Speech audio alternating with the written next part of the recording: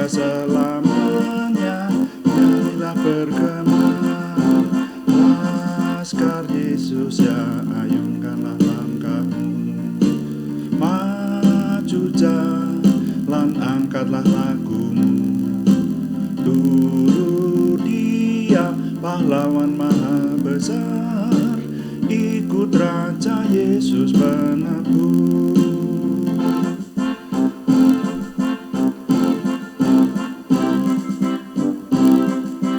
Tabah dan setiawan, ikutlah Rajamu. Sambil memuji-muji, turutlah Tuhanmu. Hanyalah perintahnya yang patut didengar. Setia selamanya, nyanyilah bergemar. Laskar Yesus ya, angkatlah langkahmu. Maju jalan, angkatlah lagumu. Turut Dia, pahlawan maha besar, ikut Raja Yesus penebus. Laskar Yesus ya, ayunkanlah langkahmu. Maju jalan, angkatlah lagumu. Turut Dia, pahlawan maha besar, ikut Raja Yesus penebus. Ikut Raja Yesus penebus. Haleluya, haleluya Tuhan, kami memuliakan nama-Mu. Kami memuji nama-Mu Tuhan. Biarlah dengan langkah tegap kami memuji-Mu, memuliakan, menyembah Engkau Tuhan. Terima kasih Tuhan, kami mengucap syukur untuk kebaikan-Mu, untuk berkat limpah rahmat Tuhan, sehingga hari ini kami tetap menyembah, meninggikan, memuliakan Tuhan.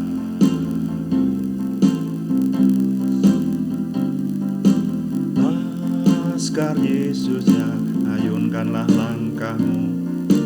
Maju jalan, angkatlah lagumu. Turut Dia, pahlawan maha besar, ikut Raja Yesus penebus. Ikut Raja Yesus penebus.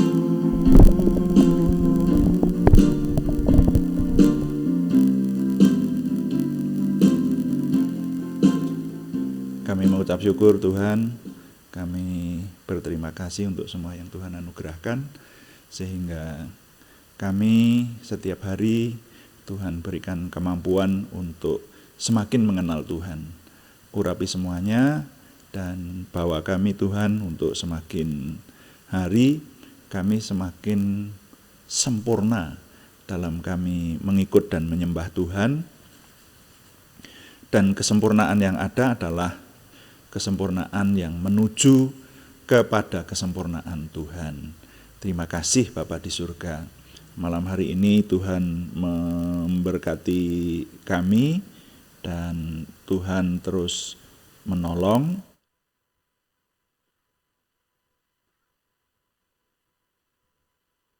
sehingga kami terus dapat melanjutkan persekutuan kami ini semuanya dalam damai sejahtera Tuhan. Terima kasih Bapa. Dalam nama Tuhan Yesus Kristus kami berdoa. Haleluya. Amin. Selamat malam kepada Bapak Ibu Saudara yang sudah bersekutu bersama kita di persekutuan malam, di doa malam di channel ini. Nah saudara sekalian, mari kita melanjutkan perenungan kita mengenai kitab Amsal. Kita sampai di pasal 14 ayat yang ke-10 dan saya memberi judul renungan malam hari ini adalah kunci itu bernama hati. Kunci itu bernama hati. Mari kita baca Amsal pasal 14 ayat 10. Firman Tuhan berkata, hati mengenal kepedihannya sendiri, dan orang lain tidak dapat turut merasakan kesenangannya.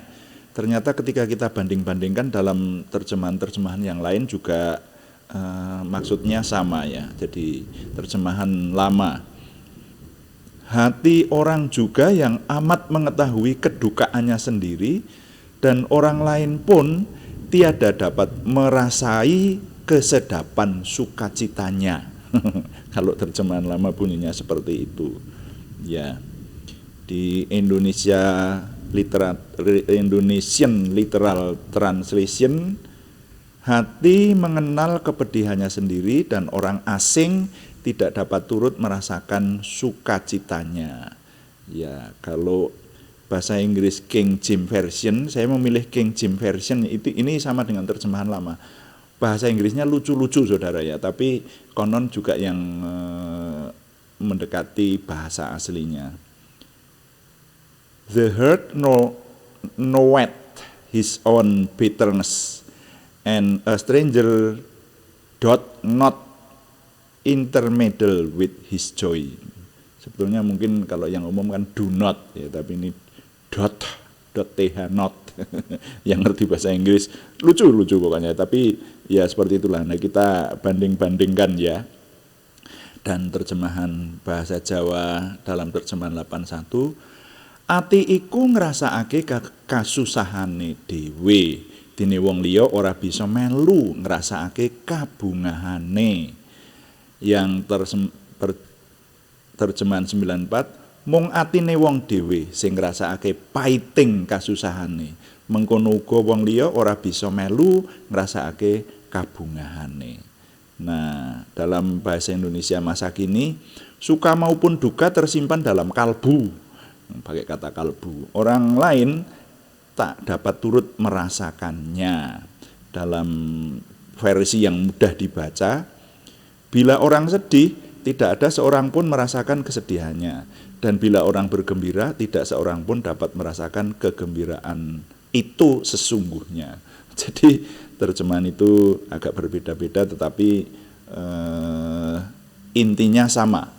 Nah, kadang-kadang kita jumpai ya, ada kata atau istilah yang berbeda yang kemudian memperkaya, tapi dalam bagian ini Amsal pasal 14 ayat 10 ini sama. Ya, jadi di sini dikatakan bahwa hati itu mengenal kepedihannya sendiri dan orang lain tidak dapat turut merasakan kesenangannya. Jadi sedih atau susah itu hanya dirasakan oleh hati itu sendiri. Ini sebetulnya menunjukkan apa kepada kita? Ini menunjukkan kepada kita bahwa hati manusia itu dalamnya tidak terukur dan tidak terduga, tidak terselami. Sering dikatakan seperti itu ya. Hati manusia itu tidak terselami. Ya, jadi tidak ada orang yang bisa menduga-duga isi hati seseorang kecuali orang itu sendiri dan Tuhan tentunya. Nah, saudara, ini menunjukkan kepada kita bahwa betapa pentingnya hati. Dan sudah sering juga di dalam renungan malam saya menyinggung gitu. Apalagi dulu di Amsal pasal 4 ayat 23 itu di sana mengatakan, ini ayat atau bagian firman Tuhan yang cukup terkenal ini ya.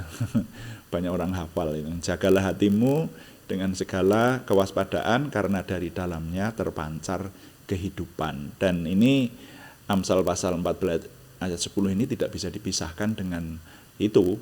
Amsal pasal 4 ayat 23. Jadi hati itu harus dijaga. Sebab dari dalamnya disebutkan terpancar kehidupan. Nah, saudara sekalian, bagaimana kita menjaga hati ini? Jadi maka saya memberi judul renungan malam ini adalah kunci itu bernama hati. Jadi orang itu mau sukses atau tidak, mau baik atau tidak, arah hidupnya mau dibawa kemana, itu tergantung dari hati. Karena hati yang di dalam itu yang nanti akan menumbuhkan karakter, akan memunculkan apa yang akan diperbuat, akan memunculkan gaya hidup seseorang. Nah, itu dari hati. Itu saudara ya. Makanya dikatakan kitab suci sering berkata tokoh tertentu hatinya menjadi jahat. Itu hati itu bisa berubah itu saudara ya. Nah ini, dan hatinya tetap baik seperti itu. Nah, kalau dikatakan hati itu harus dijaga, seharusnya dijaga dari apa dan bagaimana cara menjaganya. Saya menganalisa, kalau menurut saya hati manusia, hati kita itu perlu dijaga dari dua hal. Kalau saya golongkan menjadi dua hal besar. Kalau kita sudah memiliki hati yang teguh beriman kepada Tuhan, kemudian belajar taat kepada Tuhan dalam seluruh hidup kita, seperti itu, tapi itu pun masih perlu dijaga. Kita belajar dari tokoh-tokoh masa lalu yang disebutkan oleh Alkitab, ada orang-orang yang bisa berubah. Nah, makanya saya menyebutkan dijaga dari dua hal. Satu, dijaga supaya tidak terkena pengaruh buruk dari luar diri kita, dari luar diri manusia itu sendiri, siapapun ya, dari luar diri saudara dan saya, maksudnya seperti itu.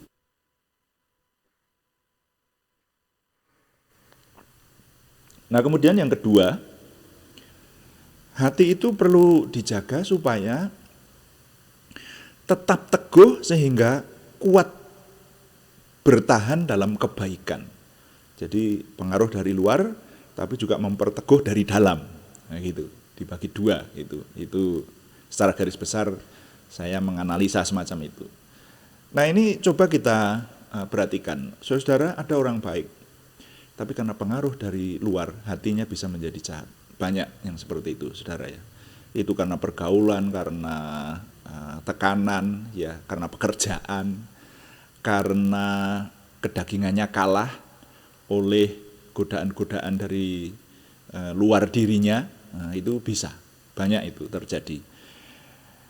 Tapi ada juga orang yang tetap teguh sehingga kuat bertahan dalam kebaikan yang sudah ada dalam dirinya, walaupun dia berada di tengah-tengah cobaan.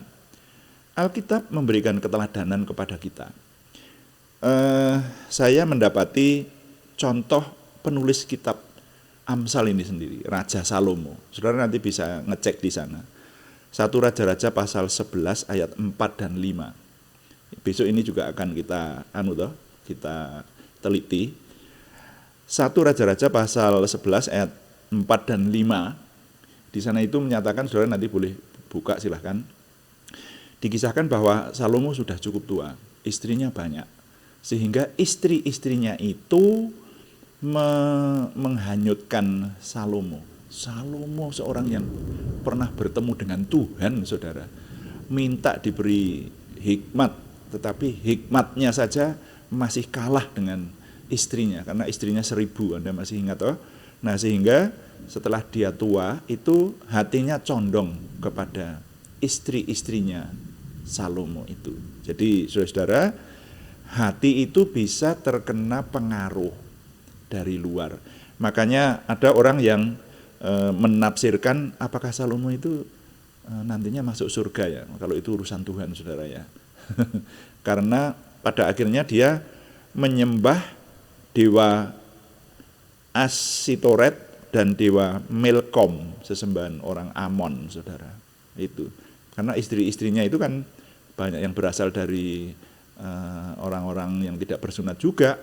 Jadi waktu zamannya Raja Salomo, banyak raja-raja sekitarnya yang tunduk kepada pemerintahan Salomo. Belum diserang aja sudah takut. Makanya kerajaan pada zaman Salomo memerintah itu jarang melakukan perang. Nah tetapi kalau raja yang tunduk itu, pada waktu itu kebanyakan tunduk itu dengan tanda mempersembahkan persembahan atau upeti, dan itu disertai dengan putri boyongan. Jadi memilih putri yang paling cantik dan kemudian diserahkan kepada raja untuk menjadi selir raja. Makanya Salomo istrinya yang resmi 700, selirnya 300. Kan begitu kan dicatat di 1 Raja-Raja 11 itu, nanti coba Anda lihat di sana. Nah itu saudara, jadi hati harus dijaga supaya jangan sampai terkena pengaruh dari luar diri pribadi yang bersangkutan, yang punya hati itu. Nah kemudian yang berikutnya, yang kedua juga dijaga supaya tetap teguh sehingga kuat bertahan dalam kebaikan, walaupun berada di dalam situasi yang kadang-kadang tidak mudah. Ada contoh di Alkitab. Siapa itu? Nabi Samuel. 1 Samuel pasal 2 dan pasal 3, nanti saudara baca. Kitab 1 Samuel pasal 2 dan pasal 3, saudara kalau membaca di sana, Samuel itu baru cerai susu, baru disapih itu oleh ibunya Hana, diserahkan kepada imam kepala ya, atau imam agung waktu itu, belum disebut imam agung ya, tetapi imam senior namanya Imam Eli. Belum ada di Yerusalem bait sucinya, tapi masih ada di Silo ya. Nah ini sejak zaman umat pilihan Tuhan itu memasuki tanah Kanaan, makanya kan pusat penyembahan mereka itu ada di Silo, saudaranya. Nah lalu Samuel ini kalau cerai susu itu ya bisa kurang dari 2 tahun, saudara, masih kecil gitu. Tapi ibunya mendoakannya, dan seringkali kalau setahun sekali mereka mempersembahkan kewajiban, harus mempersembahkan dalam hari raya tertentu ke Silo, maka ibunya membuatkan pakaian imam. Jadi Samuel itu memang terdidik ya, didoakan tetapi juga didukung oleh fasilitas oleh ibunya yang saleh ini, dibuatkan pakaian imam. Nah, diceritakan di sana anak-anaknya Imam Eli, yaitu Hofni dan Pinehas, itu hamba-hamba Tuhan, imam, tapi malah berbuat dosa besar. Mereka berzina, mereka korupsi, saudara baca nanti di 1 Samuel itu, saudara. Tapi luar biasa, tokoh Samuel yang masih muda itu tidak terpengaruh, masih remaja, masih kecil banget, tidak terpengaruh dengan kejahatan di sekitarnya. Jadi ada kekuatan yang diberikan Tuhan kepada seseorang, pada hambanya yang dipilih itu untuk tidak terpengaruh oleh godaan-godaan sekeliling. Nah ini, nah makanya kitab suci memberikan berkali-kali prinsip atau kalimat yang diulang-ulang itu, kuatkan dan teguhkan hatimu. Kuatkan dan teguhkan hatimu. Kenapa? Karena hati itu adalah sumber kehidupan, atau terpancar dari dalam hati, terpancar kehidupan. Istilah tepatnya seperti itu ya. Jadi saya kemudian mengistilahkan sumber kehidupan. Nah, saudara-saudara sekalian, maka sampai di sini kita sekarang memahami arti pentingnya hati. Arti pentingnya hati manusia. Makanya saya beri judul kunci keberhasilan hidup, atau kunci kita tetap teguh, kunci kita dalam kebenaran dan kebaikan itu bernama hati. Kunci itu bernama hati. Maka mari kita perhatikan bagaimana dengan hati saudara dan saya. Paling tidak dengan contoh 2 ini, ada orang saleh yang hatinya pada akhirnya tergoda, Salomo, oleh istri-istrinya itu. Tetapi ada orang muda yang masih bertumbuh dan hidup di tengah-tengah kakak-kakaknya yang hampir sebaya seperti itu, sama-sama orang muda tapi usianya lebih tua, itu berzinah dan berbuat dosa, tetapi tetap teguh karena hatinya teguh, kuat dan teguh seperti Samuel. Nah tentu kita memilih seperti Samuel, tidak memilih seperti Salomo, walaupun Salomo juga disebut hamba Tuhan ya. Sekali lagi urusan masuk surga dan neraka itu urusan Tuhan ya. Tetapi yang jelas kita tahu saja firman Tuhan bahwa yang taat kepada Tuhan itu tetap dikasih Tuhan, masuk dalam kemuliaan Tuhan. Sudah jelas kalau itu. Nah, kalaupun yang memiliki cacat tertentu, dosa tertentu, semua nabi punya cacat, termasuk Musa juga melakukan kesalahan sehingga dihukum tidak masuk tanah Kanaan. Pertanyaannya, apakah Musa masuk neraka? Itu kan urusan Tuhan, saudara ya. Nah itu, tetapi mari kita meneladani yang baik. Kita sadar bahwa kunci untuk ke arah kebaikan dalam pribadi kita masing-masing, membawa diri kita masing-masing untuk setia, untuk taat, untuk baik, untuk benar, untuk kudus, untuk tetap berpihak kepada Tuhan. Kuncinya itu terletak pada hati. Tuhan dipuji. Amin. Mari kita berdoa. Dan saudara, saya mencoba sore ini menyanyikan lagu Mars ya ini. Ini sebetulnya lagu Mars ya. Biasanya kita lagunya cenderung ke slow, tapi ini lagu Mars ya. Dan ya saya rasa cocok saja untuk mendahului doa. Kita nyanyikan refrennya untuk kita masuk di dalam doa syafaat dan mendoakan saudara yang membutuhkan kesembuhan dan pertumbuhan jasmaniah lebih lagi dari Tuhan ya. Laskar Yesus, ayunkan langkahmu ya. Refren dari lagu ini.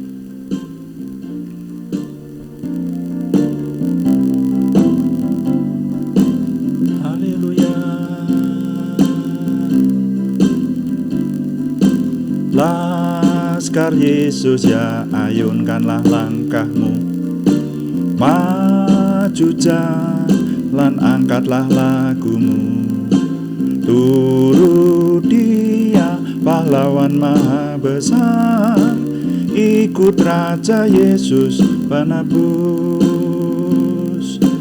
ikut Raja Yesus penebus.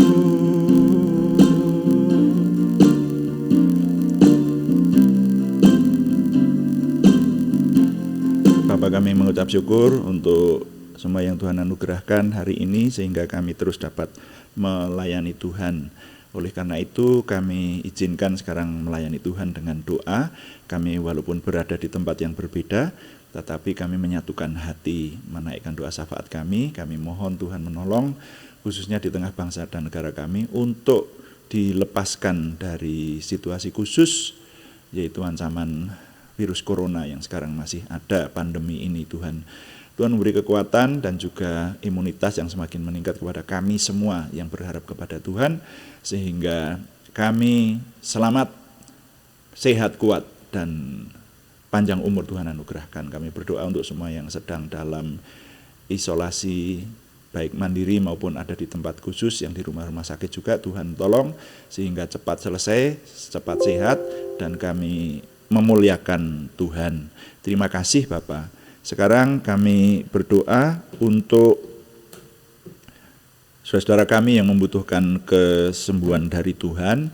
Kami mohon, kami berseru dalam nama Tuhan Yesus Kristus, Yeshua HaMasyiah itu, Tuhan yang memberikan kesempurnaan kesehatan kepada saudara kami Aryati Wirawan, saudara kami Arni Setiawati, saudara kami Elisabeth Rianawati, saudara kami Budi Suswanti, saudara kami Yohanes Utaraman sekeluarga, saudara kami Moh Salam semuanya di Purwodadi, juga saudara kami Sutekno Hadiwijaya sekeluarga di Wirosari, saudara kami Kristiningsih Joko Widodo di Yogyakarta, saudara kami Indah Rukmadi, saudara kami Anak Alek Jiufano Wibowo, saudara kami Endang Dwi Ambar Kustiah Surawan, saudara kami Tri Setiawati semuanya di Salatiga, saudara kami Siti Rondiah di Semarang, saudara kami Anak Reinar di Jakarta. Kami menyerahkan Tuhan yang menyempurnakan kesembuhan dalam nama Tuhan Yesus Kristus, Yeshua HaMasyiah. Kami berseru kepada Tuhan dan juga kami berdoa untuk pergumulan-pergumulan yang lain dari saudara kami Sri Purwati di Penawangan, saudara kami Yohana Asri Saptorini di Kediri, saudara kami Teguh Purwanto di Jakarta, dan kami menyerahkan Tuhan yang menjawab doa-doa dari mereka ini, memberikan jalan keluar, terobosan baru, sehingga pertolongan Tuhan nyata. Terima kasih, kami mengucap syukur, kami sekarang menyerahkan semua yang kami kerjakan, Tuhan yang menolong kami menyempurnakannya, sehingga setiap hari kami boleh terus dikuatkan, kami boleh terus menikmati semua yang dari Tuhan, sehingga kami semakin merasakan dapat semakin mengenal Tuhan, semakin memiliki percaya diri bersama dengan Tuhan, semakin merasakan kehadiran Tuhan di tengah kami setiap hari, secara berkesinambungan, semakin memiliki optimisme dan antusiasme, semangat dan bergairah menyambut masa depan kami untuk menang bersama Tuhan. Terima kasih Bapa di surga, kami mohon Tuhan yang menyempurnakan doa kami oleh pertolongan dan pimpinan Roh Kudus, karena semuanya kami persembahkan dengan mantap percaya dalam nama Tuhan Yesus Kristus Juru Selamat kami. Haleluya. Amin. Demikian doa malam hari ini, saudara sekalian. Tetap kami mengharapkan saudara terus setia bersama dengan kami, bersekutu, masuk di kolom chatting ya, untuk menambah semangat kami bahwa banyak yang mengikuti dan saudara termasuk salah satunya, sehingga kami ketahui Anda bersama dengan kami. Dan juga berikan dukungan dengan subscribe, like, komen, dan share, sehingga lebih banyak lagi yang diberkati bersama dengan kita. Selamat malam, Tuhan memberkati. Amin.